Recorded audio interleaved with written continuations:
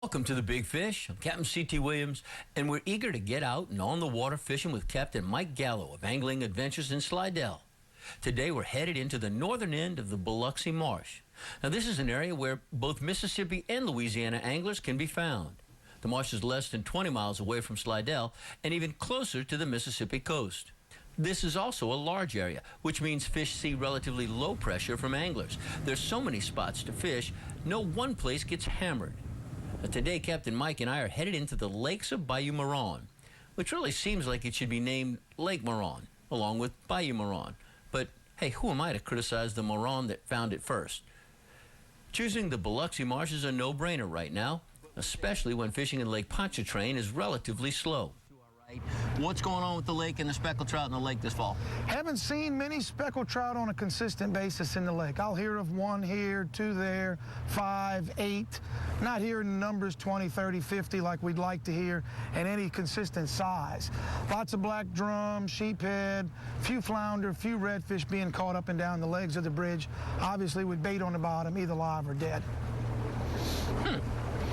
Any idea why, or what will something, do we need something to change that? We had a good little saltwater influx from what was left of Karen when it finally got here. Yeah, I think it's water temperature. I prefer water temperature in the low 60s as opposed to what we're looking at today, 67.8. So I think when it gets 65 and below, we'll see those trout turn on, and that'll usually last from 65 to down to, say, 55. Then you start finding them in the deep dead-end canals without much water movement. The winter pattern.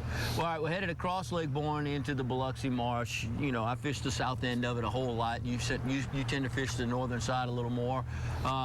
What's going on over there right now? There's been some nice trout in the Bob's Lake area, Bay Maroon area, and along the shoreline of Lake Bourne itself. And we made them, I mentioned yesterday when we caught some trout that were in the 19-inch range, I said that fish must have followed us here from the bridges. Because normally we don't catch big trout like that in the marsh, and we do catch them at the bridge, so it seems to be vice versa so far. But I think they're on their way, and they're going to make it. They'll be here. I got you. So, but that would be a natural pattern coming out from Breton Sound in the summer pattern and moving this way. Temperature's not right yet, so they're not forced into the deeper lake. They can stay in the shallow marsh and they can feed in there for a little while. So that would at least seem to explain why the fish are where they are. And we'd love to think that we always know, but you and I both know you really don't. I tell my people all the time, it's a theory. I've asked the trout, but they're not talking. They won't tell us what's going on. You know, the wonderful thing about fishing is right about the time you think you have them figured out, they make sure you understand that you don't. Curveball. Well, let's go see what we do know. Yep, let's get this angling adventure started. All right. From Slidell through the Wrigley's and to the edge of the Biloxi Marsh, it takes about 30 minutes in a good bay boat. But once you're there, the options are almost limitless. On the shoreline of the Biloxi Marsh in Lake Bourne, fishing this jagged shoreline. The tide should be falling pretty soon. Should be redfish along the grass and trout more out in the open. We're going to see what happens here just shortly. Speckled trout. Might be some violence take place. Some violence. Redfish on what you got? Speckled trout? I hope so. Nah, it's a nice redfish, yeah. Big red, pretty red. He couldn't resist that gulp. Mm-hmm. Mike working the shoreline. I'm casting out towards the open water looking for a speck. A lot of little slicks and patterns going on. See a little bait jumping. I think those specks that was just a blind cast, huh? Yeah. I think the specks will get a little more active. The tide move better. Yeah, I agree. He's going the wrong way. Yeah, he's not. He doesn't like fishing as much as we do. A beautiful fish. He's going to be a little long, but that's all right.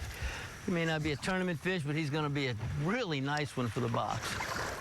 Bring him to me. 1, 2, 3. That's a fat one, isn't he? That is a good-looking little fish. Got some height. Look at there. That is a little bit of a pig. G.W. Finns will know what to do with him. I'll know what to do with him. You know what to do with him. Wow, look at that little Berkeley gulp with a new jig head. Jig head a little bit. That's a golden-eye jig head. Comes with a nice sharp hook. Got an eye on it. It really mates up well with the gulps and the various plastics that don't have eyes in them. Yeah. Very nice little Yep, works really well. Comes in a variety of different weights. hardened hook, like that red. Yep. Apparently he did too. Yep, it did the job. There you go. This is a successful angling adventure already. He's posing. Look at those fins all nice and up. You know how you do that, right? No, I don't. Really? You can make him do that? Yes, I can make him do it. Are you Watch this. tickling him? You just stick your finger in his stomach. When you touch a redfish's stomach, you get a better picture from him. Well, isn't that You nice? lay it down it goes. Touch his stomach, and up it comes. Man, my stomach works like that too sometimes. Puglia Sporting Goods is your one